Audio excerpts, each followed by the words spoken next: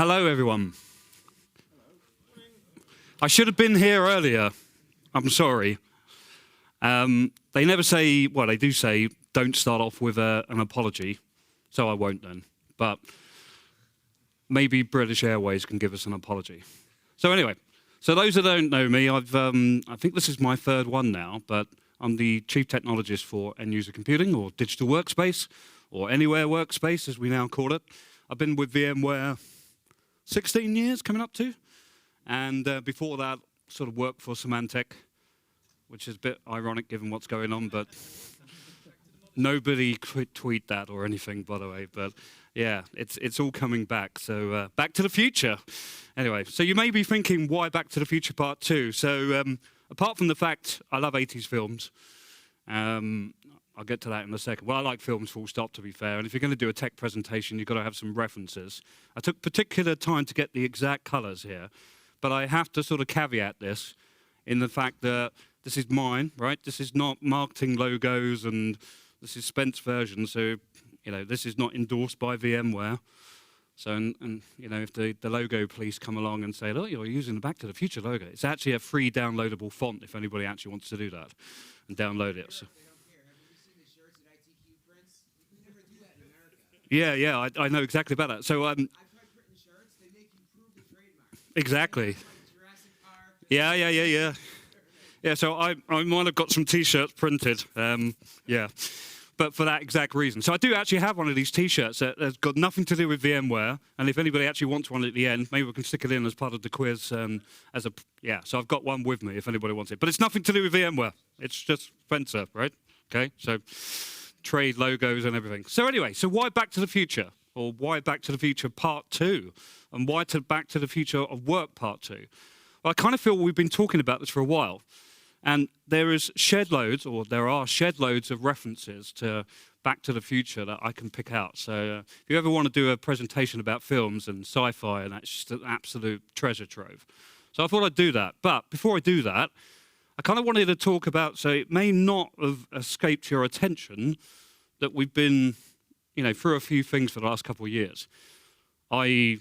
the P word, right? So, yeah, and I always think to myself now, we shouldn't be mentioning the pandemic, so I'll get that word out the way for the first time, and then probably, hopefully, I'll try not to mention it again. But for a lot of people in IT, we all had to deal with this. Suddenly you had to move to remote, right? And then now, a lot of people, what we're finding, are trying to go to hybrid.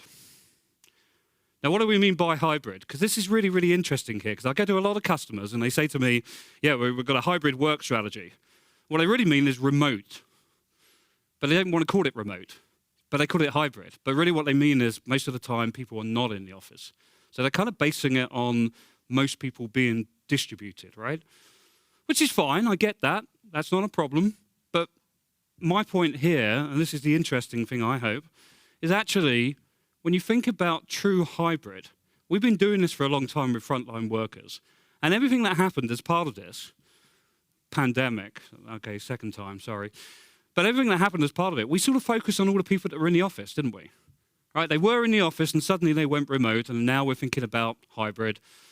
There's a load of studies that we've done that I'll talk about in a second, but we're talking about mostly office workers. And this is the interesting thing I always find here, because when we're talking about our competitors, our being VMware's competitors, but also friends in certain areas as well, we all kind of focus on the office worker, don't we? It's always the productivity workers, right?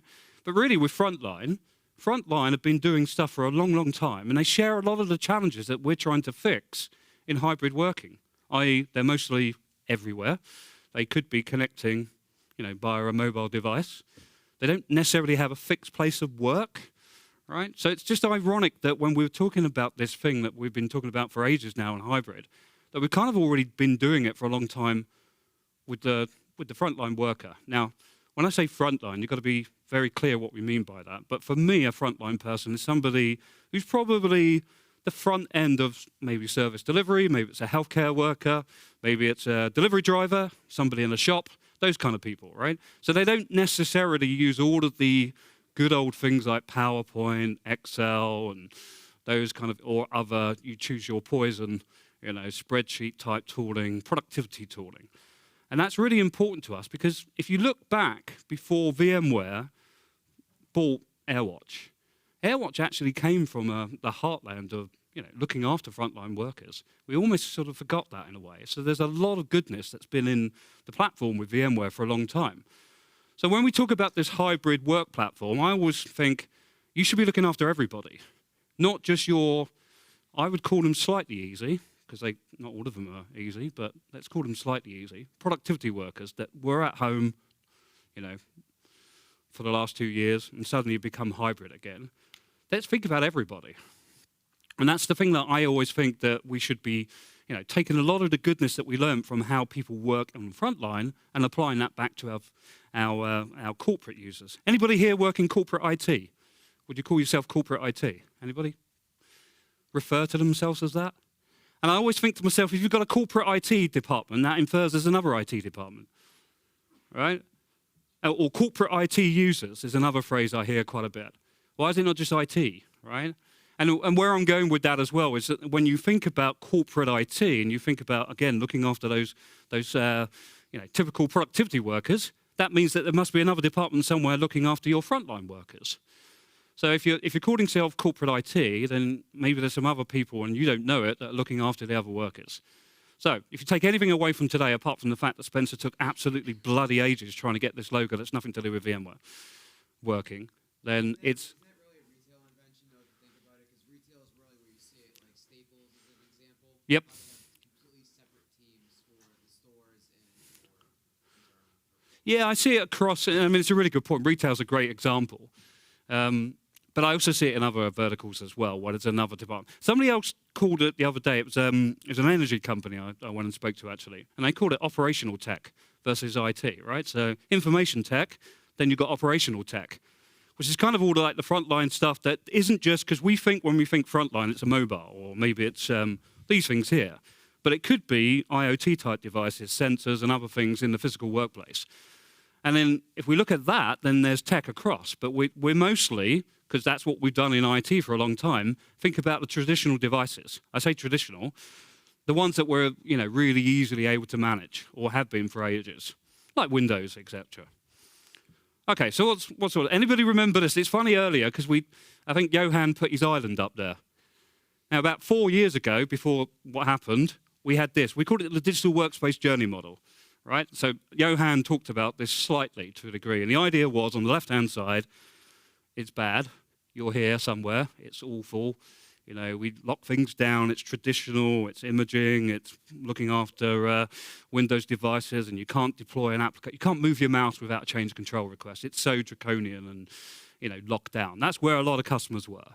And then for the last, like I say, before what happened over the last 2-3 years, we've been talking to customers about how do we change you and get you across to the right-hand side, which is the beach, aka the island, the mythical holiday resort that you go to, where you can use any device you want, you can work in any way you want, you can go and swim with the sharks, you can go and have a drink, and in this case, IT is the drinks provider, and it's lovely, right? So that was the sort of, and we exaggerated it to make it seem even more sort of like you want to go there. But the point was, move away from this sort of lockdown approach where command and control and go to a bit where people can work anywhere. But we sort of didn't have the compelling event, did we? And then what happened over the last couple of years came along. But like I say, with frontline workers, we were kind of doing this anyway. I wouldn't argue, though, if you're my logical example of where this wouldn't work, of course, if you're a nuclear submarine ballistic missile operator, I kind of don't really want you to work from anywhere on your own device. I sort of need you to be in a submarine using the proprietary kit that launches those things, if you ever needed to do so, right? So within reason, there's going to be some verticals and some use cases and some jobs that you'll never be able to do this, right? You have to be in your physical place of work. But where it makes sense for other people, why not give them choice? Why not allow them to work in the way that they want to work? And there's a load of studies that we've done, and we could bore you forever and a day on the studies that back this up. We do a lot of third-party commissioned research on this stuff. So what's all that got to do with Back to the Future then? Well, to me, it kind of feels like it's exactly what we told you we were supposed to be doing and the whole industry wanted to do. But then something happened over the last couple of years, and we got sidetracked a bit, and we all thought it was brand new that everybody could work remotely, because we had a compelling event. And now what's happening is everyone wants to go back to work like it used to be. And I don't know if you're seeing this as well. We're getting a lot of customers that are saying maybe they're overseers, they're people that have got the rent on their leases for their office or their physical workplaces. And they're saying, you must come back into the office. Maybe it's 3 days a week, maybe it's 2 days a week, whatever it might be, but we're forcing you to come back, right? And then it's like, okay, well, what do we do for the other time there? So my point here is that we've been kind of doing this forever in a day anyway. We just didn't realize it. And the whole sort of industry's got hoodwinked a little bit that we sort of fixed it with remote work over the last couple of years, and now we need to re-look at it again. We've been doing it anyway. And when I say we, I think VMware and a lot of the industry has been looking at this. It's just that we never really adopted it. And it took something like the last couple of years to really understand that. And that is I was going to say, somebody said, when you put it on here, I was at a planetarium recently where I did a presentation like this. I think it was for the VMUG in the UK. And I have to admit, it doesn't look as impressive on that, but they did say you've got to be really careful with your font and make sure that it's not, pixelated, because when you blow it up on the screen. But I'm pretty impressed with that, to be fair. Sorry, I'll just stand back and have a look at that. Yeah, I don't know. Bit of self-indulgence for me for a second there. But anyway, there are T-shirts, if anybody wants one. It's got nothing to do with VMware, it's just Spencer on that one. So that's why I mean Back to the Future Part 2. But however, we got form with Back to the Future, haven't we? So the other thing I always used to do is talk about films from other things that I like. So anyone know what this was? Because this was my second user, Sander. It's from Tron. And the reason I did it, so I talked about this, it must have been 2019. Yeah, which again feels like ages ago, 3 years ago. Why Tron? Because when I was younger, I used to run around carrying a disc and installing things, I think was the point, yeah. Yeah, you've got to be old to get that one, sorry. But Tron's quite cool, right? I mean, Tron's a film there. And for those that, my PowerPoint skills aren't quite what they were back then that they are now, you can say. But anybody understand ADD? See if they can get the connections. Thank you. Now, believe it or not, there are some people out there who do not know what aliens are. Yeah? I mean, literally, there was a PSO consultant, because I did what this was. It was a fictitious example. We had a load of training exercises coming in, and we gave them an example. Go and solve for this. Go and implement a solution, a digital workspace. This was, 2014, I think? And, yeah, these are the different use cases. Colonial Marines, Nostromo, etc. LV-101. Sorry? Is that Die Hard in the middle? No, it could be, couldn't it? Yeah. Yeah, the Wayland Corp and all of that's across other films as well. But the point here is that, you've got to have film references in that. And yeah, this PSO consultant at the end of it said, I loved your training course, but I had no idea what the hell these things were. I want it to be, like a real world scenario. And I was like, seriously, I put loads of effort into making this Aliens. And I had no idea what the film Aliens is. I said, call yourself a PSO consultant. You do not understand what Aliens is. I know. Yeah, I mean, they don't know what aliens are, right? I mean, seriously, anyway. So, then I started, some will know me, because somebody said, are you going to put a bridge slide in? One of the other things I used to do before is put bridge slides in. And this was, I took this from about 4 years ago, saying that this is where we used to be on the left-hand side, and we want to get across the bridge. And one of the things I used to do is everywhere I used to travel to, I used to take the local bridge and then amend it. And I got pretty good at this. I mean, this is the Tron one, which was just some sort of mobile art that I downloaded from the web. But the next one here was, there were all the places that I used to travel to. So if anybody wants Spencer's entire bridge collection of everywhere he's ever been to, if you ever should want such a thing. But I felt, because everyone's always asked me, put your bridge slides up there. And the worst one, there was this one here. It got so bad that I ended up having to do something about Jeff Bridges, which was a link to Tron. And I got really involved in it, and I thought that's the time I should drop the bridge analogies when you're starting to get Jeff Bridges over an Amsterdam canal with a pint of Amstel. But anyway, right. Sorry, yeah, you can tell the sort of weird and wonderful wine. So this I took from 2007, though. So the other reason Back to the Future is because apparently there's a time machine involved. I don't know if anybody can read through those. So that's, if you've never seen it, it was the old logos. So I joined in 2007. Point yourself down to this one here. I'll just let you read that for a second.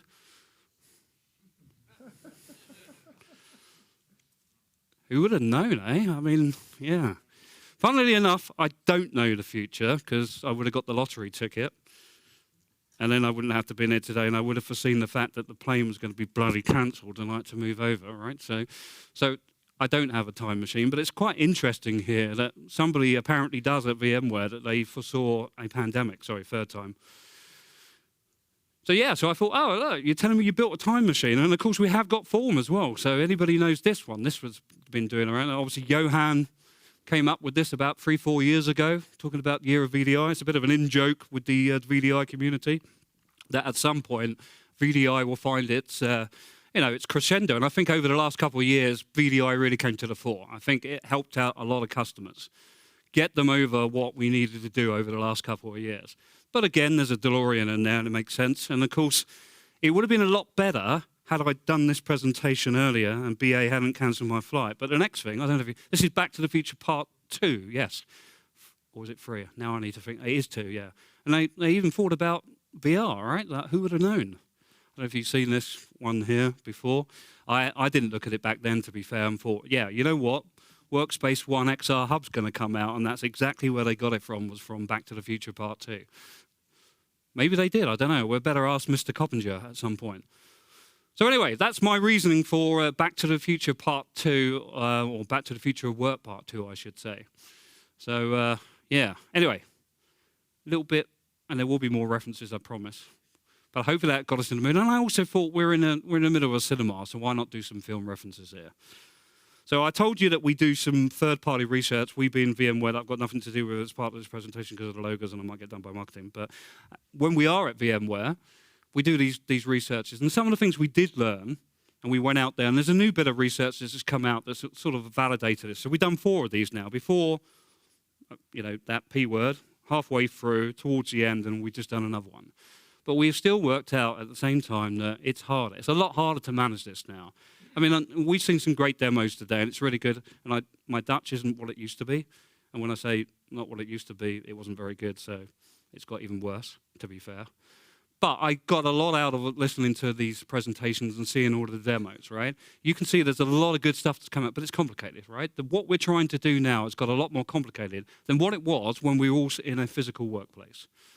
It's the security side. You've heard from Remy. You saw some of the things we did with Johan earlier around automatically, configuring Carbon Black or removing it or reinstalling it if it got removed. It's got a lot harder from the security side of things. We've had to rethink how we've done that. And these are still the key things that I see with customers. They haven't got this fixed. Yes, we know how to get people working. We use VDI. There was some, ramping up VPNs, etc. But I think we're in a phase now where a lot of people are trying to make this stuff properly work. And they're looking at it again and saying, how can I do this properly? I've sort of got it working, but there's still challenges. And these are the main challenges still. And the biggest one is all around user experience. All right? And user experience, I think, has always been a thing. To be fair, let's be honest. We design stuff in IT, and we hope that the users adopt it. And then we spend our lives trying to, tell them that it's a really good user experience, and then justifying it and trying to monitor it. Okay? But I think that we're getting there now in terms of actually being able to monitor it. I'm going to talk about some of the things we're doing in that space. So the Anywhere workspace then, the 3 main areas, if you've had your head in the sand for the last, I'd say 6 months, 9 months, we've been talking about dividing it into 3 main areas to look after. Looking after people wherever they work, whether that's at home, whether that's traveling, whether that's distributed, whether that's retail work, or whatever it might be, wherever they're working. Securing how they access their services, and at the back end, making sure that it's all automated to the point where you don't need so many people to look after this. And it's kind of been like that for a bit, but we have changed it a little bit since Explore. And we came up with some slightly new messaging and some new graphics. We need to do that. There seems to be an emergence of bodily parts on the screen now.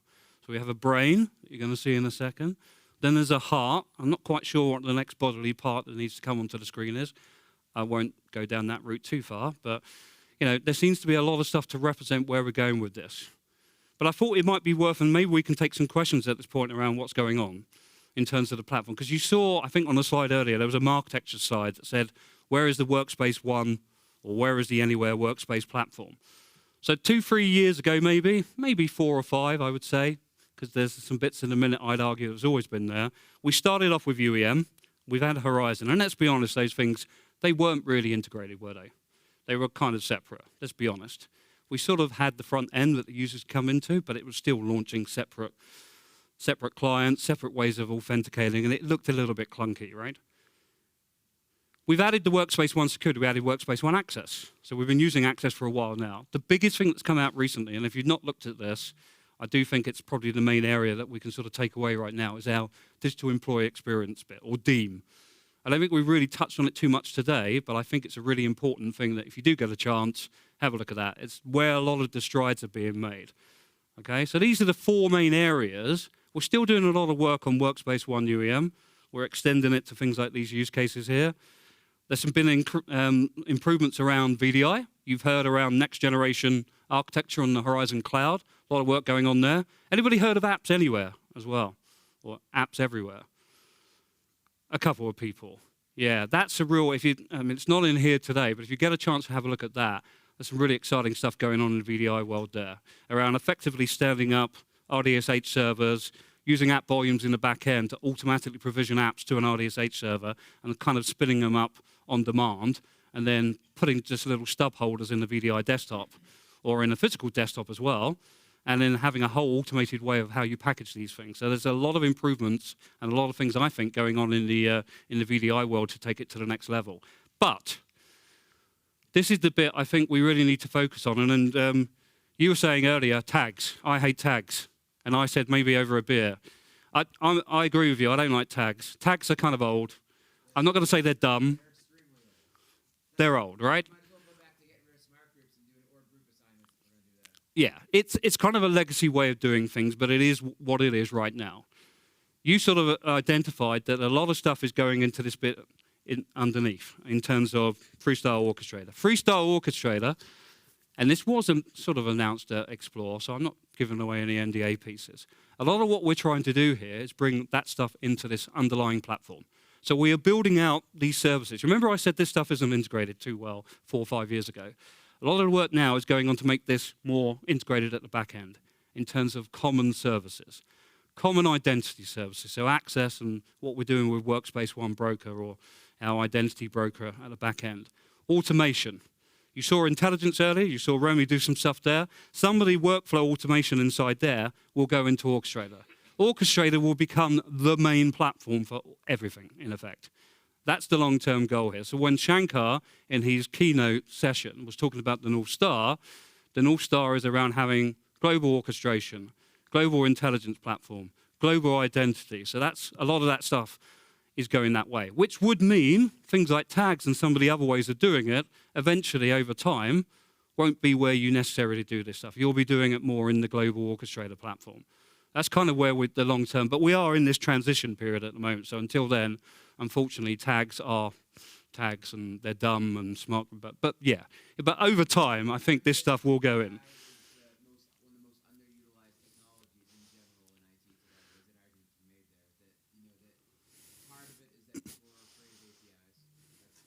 Yep. And I think that they're not doing themselves any favors with experience workflows, because now if you go look at what it takes to build a Boomi integration, it scared the hell out of almost anybody. Yeah. And I think that if you look at, you take a hint from like, I don't like powerful automate, but to a point, stuff like Okta workflows or some of these low-code, no-code things, to get closer to that should be the end game, because the thing that incentivizes everybody is get people to use Yeah. Proper GUI face, YAML based if you want to do it at the back end, sort of common way of, yeah, I agree, yeah. That is, I think, well, I'm pretty sure that is the end goal as well in that regard.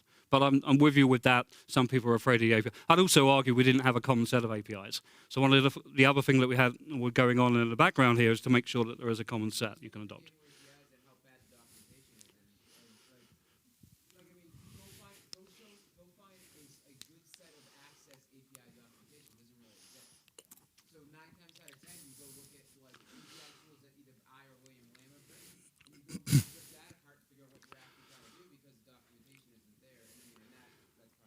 Yeah, that's definitely another beer for later on, but I agree with that. We could do a lot of better job at getting that documentation right. Yeah, so 100%. But the long-term goal, like I was saying, is to try and extract out some of those common sort of, have a global orchestration platform, automation platform, understanding what's going on, getting the telemetry across all these 4 different areas. And then you end up getting those bits. And the reason why that's interesting as well is, and it's going to sound really weird, somebody talked about registered mode earlier, all right? Now, registered mode is an interesting one. Everybody know registered mode? I take it, do we know, are we all good with registered mode? So registered mode is where you're not fully managing the device, but kind of we know about it, right? So we can get certain telemetry there. Now, there's a reason we also do that, and later on we announce, and I'm going to go through a quick bit of Explore updates. But one of the reasons why that's interesting to us is if you aren't, and there are people out there that have chosen other MDM tools, I will not berate them for that, but they might have had those tools because others above them had told them that they must use those tools, or just made the wrong decision, I don't know, right? But the point being is that, sorry, I'm very biased, but we might need to work with those tools. So registered mode could be useful if you have chosen another provider to sit on top of that. So we can still get some of this goodness on the ride without necessarily managing all the underlying device. So it kind of does make sense to us to extrapolate some of that functionality out so that then you can have this stuff that sits alongside. I.e., where I mean by this is you don't necessarily have to manage the whole device in order to get some of these other pieces. And that makes sense for us, right, going forward. Because we become more of a management plane and not necessarily a device management full end to end. That's not to say that we're conceding any ground and we don't think we can do a better job. It's just there might be reasons why that may have happened in between. So I talked about a brain coming up, or a bodily part. So they talked about this at Explore, and I thought it is worth talking about this because you saw some of the things that Johan was talking about earlier around automating certain use cases and then getting to the point where certain things at the end will automatically happen, onboarding of a developer, self-remediation. So it is what we're talking about here going forward is a concept of it doesn't just start with device management, but take a step back and think about what does a user need to get their job done and what does the system need to provide to make sure they're onboarded quickly. That's automated. If there's problems while they're working, it self-remediates or self-configures, self-heals. And there's 2 bits there. There's the securing side, but there's also understanding if the user has a problem. What's ironic about this is when you look at Freestyle Orchestrator like it is right now, Yep. like this is the division, right? What's funny is they hide the button that you have to select to achieve desired state management in Freestyle. Like you have to actually dig into more and check the button, which is kind of silly. It should almost be defaulted.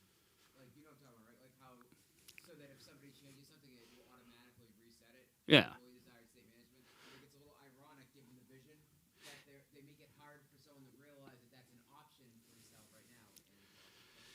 And there is an argument to say that it's quite complicated to go having that by default. You need to go through all the different permutations, right, to understand what that desired state, and if you make a change somewhere, what's the knock-on effect.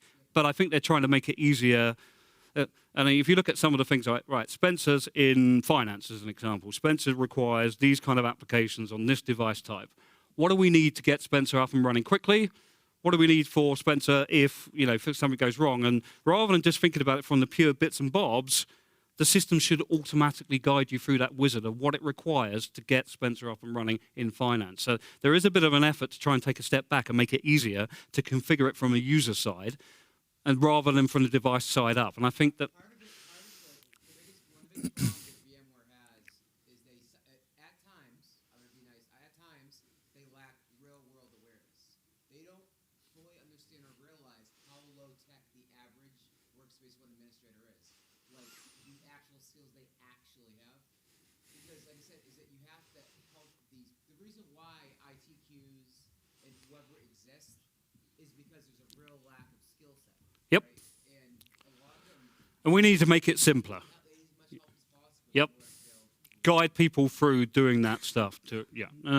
That's a fair point. So, what do we mean by desired state? Now, desired state's been around for a bit. I used to do a lot of work with it's a PCLM tool a long time ago in Semantic. Its competitor at the time was something called Novodyne. Does anybody remember Novodyne? That is going back a long time. Nobody at all, Novodyne. They had a concept of desired state or self-healing. And the idea there was if you deleted a DLL or deleted a file, then the system would automatically put it back. And it had a notion of a master image. And it was just constantly referencing what the file structure should look like, what the registry keys should look like, and if anything changed, it would put it back. So it's kind of, we have actually got history here, but we're trying to apply that across all the formats, I would say. Now, That's a good example of something today that's very used heavily. Chef. yep, Puppet, Chef is those. something that does desired state. I know that there's certain companies in Silicon Valley that they use Chef for their Mac OS management for that exact reason. Anything changes, just automatically go. Yeah. But we're not quite here today, right? So the point, and we saw there was 3 bits Johan had up there, sort of unify, automate, and then get to desired state. So the scenarios they use today is you set the speed, I don't know, 88 mile per hour. I'm not sure why I plucked that one out of the sky there, and then the system works it out. But you still need to do the steering wheel, right? You still need to drive. So you can automate it to a certain point, and that's kind of where we are for a lot of the tools today. And a lot where customers are. They can put certain automations in, but it only takes them so far. Where we want to get to is, okay, where's the destination? In this case, what's the user's use case? What's the role? You plug in all the coordinates, so to speak, and then the system just works it out. That's where we get. Are we anywhere near that? I don't think so, right? If we were, we'd need a new vision, and I'd need to come along here and come up with a new reference to another 80s film to explain that vision. But we're not there, right? We're getting there.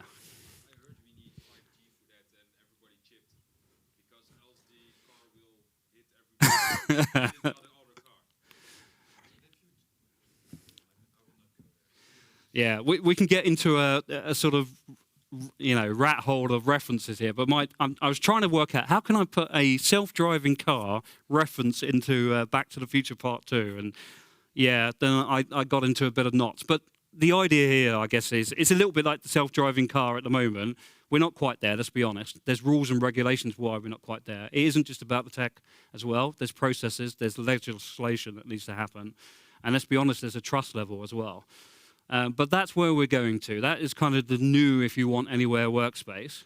We're still keeping those concepts, but it's how do I automate it? How do I get it to the point where I set what the parameters are and the system works it out? And that's where we're going.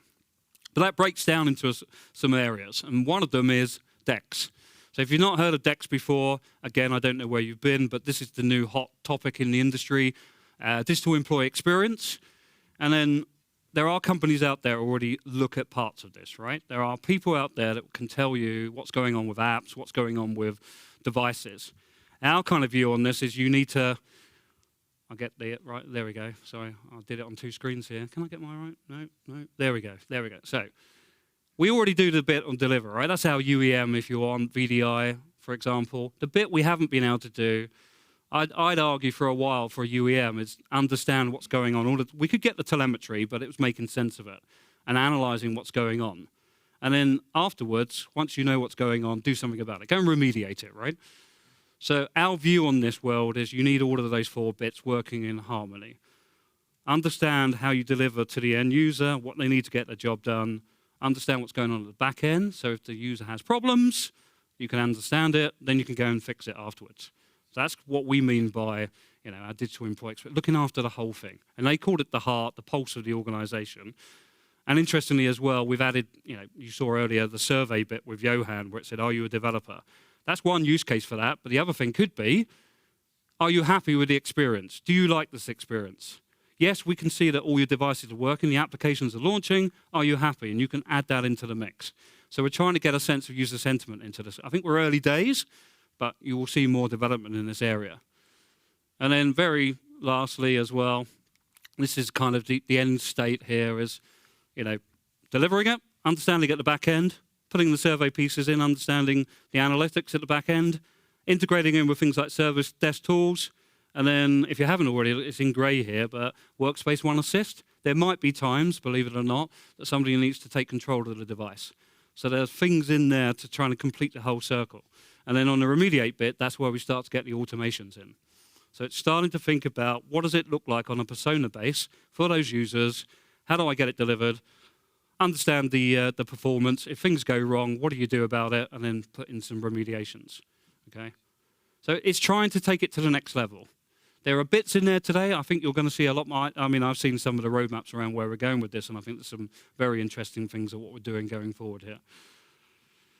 Another thing that came out of Explore that I quite like, did anybody see the use case? I'm going to let the video play here, but Workspace ONE Hub, I mean, we all think about it as an app portal. You get your apps there, you launch applications, you know, back from the AirWatch days with the launcher, etc. But actually what you can do with Workspace Hub is you can completely curate it, you can change it, you can design it to do certain things.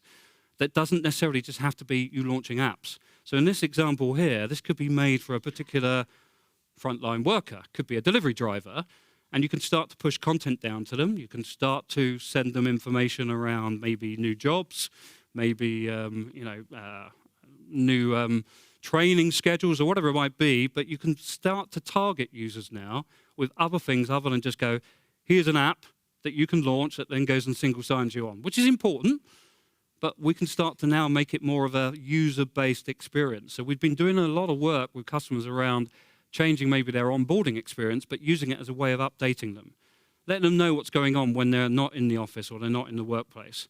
So if you've not seen some of how we can change the whole look and feel and curate it for a user, I think that's the next evolution now. That's less of an IT thing, but it's more of a business process thing. And it's going to require people to sit back, understand the day in the life of a user, an employee, what they need to get their job done, the pain points that they go through every day, in order that we can then, actually, there's a real quick fix for this. We could, change the look and feel of Hub in order to deliver that particular piece to fix that issue. So if you've not looked at that piece, I think that's quite interesting. And I think FedEx was one of the big ones that we used as an example, Explore, to illustrate their onboarding and how they made a complete onboarding experience using Workspace ONE Hub, but using other tools to go into it to deliver content around how we onboard them. And at the back end, there's been some enhancements here. We've now got Deem for Horizon. Deem's been there for UEM for a while, and we're expanding this out across all the different. So remember I said there's going to be a standard platform for all of our solutions. Deem is now going across not just UEM, but also onto Horizon. You'll start to see experience scores across everything we manage and everything that we deliver in that regard, right? So anybody using Deem? It'll be interesting to see if anybody's played with it. Apart from Joris at the back there, who's had a decent look. Anybody else looked at it? POC'd it? I think you know what your call to action is afterwards, isn't it? But yeah, I strongly think, maybe 6 months ago, before we started doing the Horizon, having a unified tool to look across everything, I think was the goal. And now we're starting to put that in. I appreciate as well that others have probably spent money on tooling that was around before this came out. So it'd be interesting to see. And I think we are catching up very, very quickly. But if you haven't got anything, I think it's a perfect place to start. If you've already got something, I think you probably need to analyze them a bit, Spencer's view. But I'd be really interested in understanding where the gaps are, and I think our product management would be as well. So if you have looked at it and you've got any feedback, come and get me afterwards. I know where there's some gaps, and I know that where we're focusing on, but it'd be really good to get you guys to understand.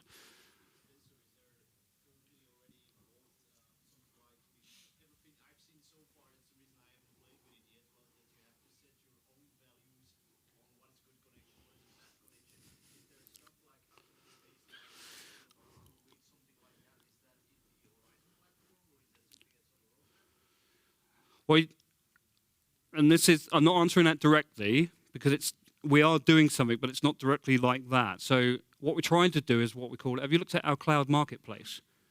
You looked at that? So there's a concept there where we want to get, because this is the other thing as well, it's back to what John was saying earlier, it's kind of wood for the trees. If you're an admin guy that's never used this, where do I start? Right? How do I know what's going on here? And you need to configure everything, and it's really hard.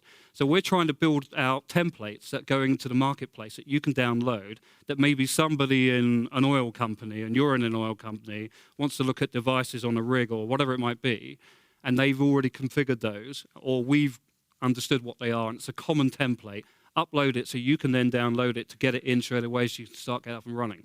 So it kind of is what you're saying there with baselines, etc., but it's more templates. Templates that you can download, sort of cookbooks if you want, right?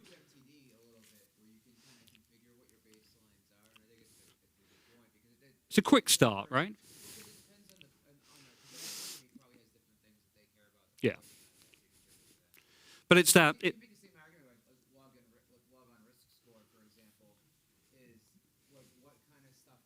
you as a company, what behavior do you find to be risky? Like, Hmm. if you're a financial company, you might want to put all your eggs in the geolocation basket, where somebody else may not care as much about that. Yeah, exactly. It needs to be vertical based on different use cases. But the idea is with the marketplaces, we want to get you up and running quicker. So the answer is yes, we are doing some stuff. It's templating and it's early days. I know there's some people internally, some SEs, and some people contributing to that. I would like to see a day when all customers in the community can upload their own templates, obfuscate them from any data that doesn't make sense, and then you can then share that out with the rest of the community as well. And I think that's something we ideally want to get to as well, which I think will get you over that initial hump.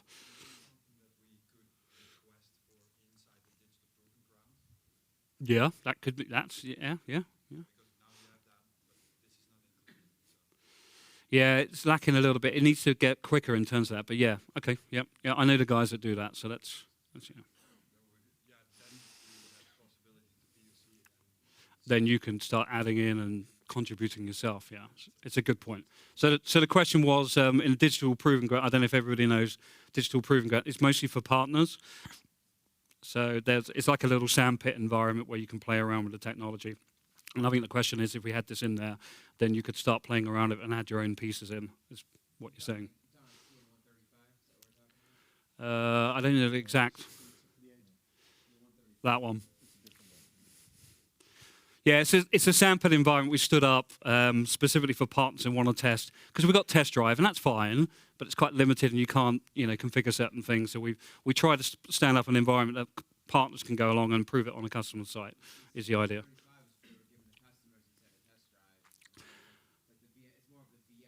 Yeah, this goes across Workspace ONE platform, not just the UEM piece as well, right? So it's trying to extend it across everything. But there are notable exceptions at the moment, like Deem needs to go in there.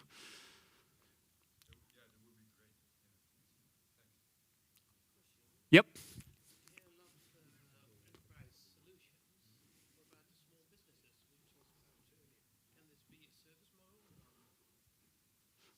So the question is, could this be relevant for SMB? I think you mean as a service provider, and then that's interesting with service provider, because I'm guessing what you mean there is you want control at the top level and you want to segregate them out and have a full sort of multi-tenant environment with orchestration and everything that goes with that, billing, and so no. Yeah, I think eventually yes, but at the moment no, right? And you'd have to stand them up, and there's some complexities to that. I think they would like to do that eventually, but yeah.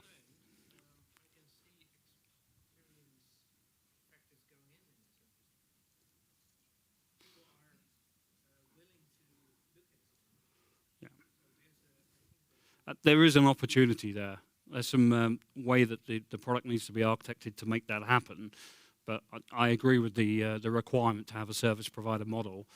So you can have lots of little small customers and aggregate up, and then you can make economies of scale in terms of the model for providing it. Yeah, makes sense. Yep. So I needed another reference to Back to the Future, so I thought remote control, because that's how he does it, right? So obviously we have assist. Now, again, I'm going to put the question out there. Who's looked at assist? Oh, wow, okay, cool. Right. So, good. Don't all shout at once. I'm hoping it is, right? And it should be a natural, quick add-on. If you've not looked at it already, I would definitely look at it here, but it should be a quick, natural add-on, right? You should be able to put that on, and anybody seen the service desk integration with ServiceNow? Anybody seen that? Okay. Okay. So I think that takes it to it, because realistically, first line, second line of support are going to be the people using this on a day-to-day basis. So they don't tend to go directly into the Workspace ONE console, right? Well, they could do, but then that requires you to do all the RBAC type stuff and then lock it all down, etc. So it probably makes sense that they use their native tool that they spend a lot of time in, like a service desk type ITSM tool. The other thing that I wanted to bring up on here as well, I mean, this is all, you can read this, it's fine. We can take control. There's a load of things in there like you'd expect with remote control. You can, annotate it, request access, share screen, make sure that somebody's allowed, and you can session record, all of that good stuff. We've also, I'm not sure if you've seen this as well, we've also started to think about Intel vPro integration as well. Has anybody seen that? That's kind of newer out on the PC. I think that's interest. So for those that haven't seen it, there is a direct integration, and I'm bringing up Assist here as the example, with the Intel vPro, it's the Emma architecture.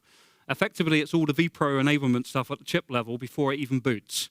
And Workspace ONE has a direct integration in with that. So you can actually control certain things at the pre-boot execution bit. It's not wake up, because I did a lot of work with Symantec at the time before that with Wake Wired for Management standard. It's not wake up and land. It's all chip to cloud type functionality. It's call home, so there's none of this, you need to be on the network. But the idea here is you can take control a little bit like an ILO or a DRAC card at the pre-boot piece, and you can do remote remediation there, and eventually you'll be able to reboot the entire operating system and load down a fresh image and then enroll and get it back up to Workspace ONE, etc. So that should be exactly what we need, I think. All of those PCLM lovers that no, can't do model management because I can't control PXE. So that was a really bad Northern English accent there. But I get a lot of people there that say that they can't get to that next level of model management because they're still, especially in a highly distributed environment, they can't do remote control in the same way that you would do to rebuild a machine. So there's some other stuff we're doing there. And if you haven't seen the Intel piece, Really want to unwrap that one? sorry? If you're doing imaging, they should just throw in everything and go back to Windows 3.1. Yeah, or 3.11 because it's got a network stack, so you can do something there at least. But yeah, You got to throw the imaging word out the window. I could. I completely agree. So if you think I'm really bad at doing analogies for films, my other analogy is a kitchen. So you've got the PCLM guys on the left-hand side who are like, right, we're going to go to cloud connected and modern management. All we're really doing is painting the doors of our old kitchen and making it look new. Whereas what you really want is a proper modern managed kitchen in the first place where you designed it what it was. The challenge, of course, is a lot of people have got 20 years, 25 years of GPOs, applications, imaging processes, bases. You know, it's hard to get off of that stuff, right? My other analogy is when you move house, you've got all that shit in the loft or in the attic. And you want to go through it, don't you? It's like your application estate and your GPO estate. You want to get, oh, I'm going to go through this today. Oh, no, I won't. I'll just bring it with me. Sod it. And that's kind of what we've done with PCLM, isn't it, right? We just don't want to unpack that crap that we built up for the last God knows how long. And it's hard. So I think there's an opportunity here with this Intel stuff as well that it might be just that little bit that convinces the PCLM guys that we need to do this differently and get into the new world of modern. Because there's always been a reason why modern wasn't good. I think the pandemic, fourth time, sorry, that time frame has convinced us that we need to do modern. It's time to actually start doing it. So, yeah, anyway, rhetoric over, Spence, on modern management, but I wanted to call that out. So some highlights from Explore, and I'm coming towards the end here, and I'm happy to take some more questions. So this bit at the end here, redefining DEX for the hybrid works. I talked about being able to manage or have unmanaged devices or manage with a third-party management tool. I might have just mentioned what it is. But the ability to have Deem sitting on top of something that's already been managed by another tool, I think that's quite a big thing from a licensing, but also from an architectural perspective. You heard from Remy around, we announced phishing protection with our NTD piece. And then on that big conversation we're talking about here, look, Orchestrator is a unified place for automation across Workspace ONE and UEM. So that's exactly what you're talking about around making sure that we can start to do some of the stuff that was traditionally with tags and other things like that and come to a single place that we can do it across the whole platform. And then on the left-hand side, this one got overlooked a little bit. Did anybody see this? We had Scott Manchester on stage. Does anybody know Scott Manchester? He runs pretty much all the AVD piece. We had him co-presenting, talking around Horizon being able to support Windows 365 cloud PCs. I don't know if anybody's looking at Windows 365 cloud PC. Anybody looking at that out of interest? A couple of people. I'm arguing, and I could be wrong here, my thought process is developers, probably use case that want to spin up desktops quickly in the cloud, or SMB. Well, that's a different solution. DevBox is a solution for the developer workstation. I mean, realistically speaking, it's really more of a replacement for PC as a service. Yeah. Being logical about it. Yeah. So I did And the Amazon piece, yeah? three-part series of my blog about Win 365. My main point was it's a small, medium business solution. It's too slow. It's built on Intune. And I think that's one of the big mistakes that VMware made recently with their full announcement at Explore Barcelona around Win 365 is it should have been a two-way street. It should have been we want the ability, give customers the ability to manage their Win365 machines through Workspace ONE if they want to, because that's the thing that really holds that whole platform back. If it's managed by Intune, you got an hour for a machine to spin up, then app deployments take several hours to come down. I mean, that's really what tells it. Yeah, there's two bits of that. It was coming more from the Horizon team, but yeah, I'm with John on this one. It's an SMB play. I have seen some people use it for development. I know there are other solutions, but I have seen people just get out of quickness. But it's also, I think, a competitor from from the Microsoft side for the AWS piece and the Amazon workspaces. I've done work on EV, and I think it's more reliable, but it's slower. But it's good enough for some people, right? So, but we support it now. But I agree that Workspace ONE integration. I mean, some other reasons, again, offline, that we haven't done that yet, but I do agree that Workspace ONE managing it would definitely be useful. Right, so with that, because you all want to do this quiz now, I think. So what have we learnt then today, hopefully, apart from Spencer's bad references to films? So hybrid is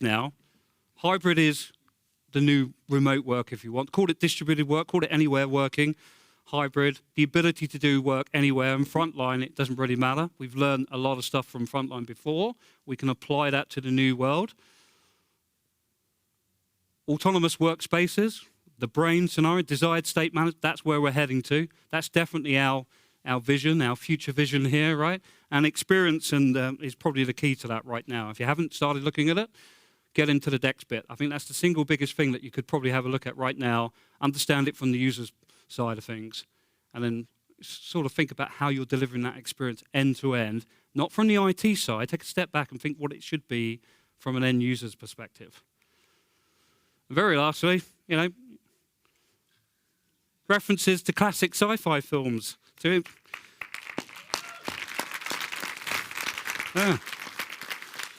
And like I say, I've got a T-shirt that I'll give to the guys that we can put in the wrap. And with that, I am. There you go. Thank you, everyone.